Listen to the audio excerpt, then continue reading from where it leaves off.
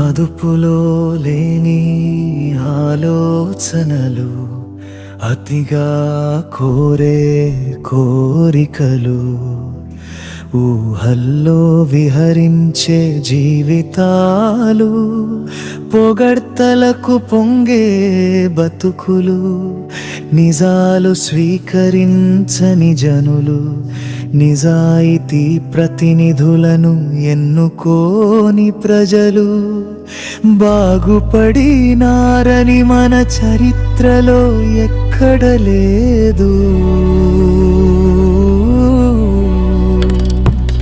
తెలుసుకో జనులారా మీ తప్పిదమును, మార్చుకో మీ మార్గం ఆలోచనలు.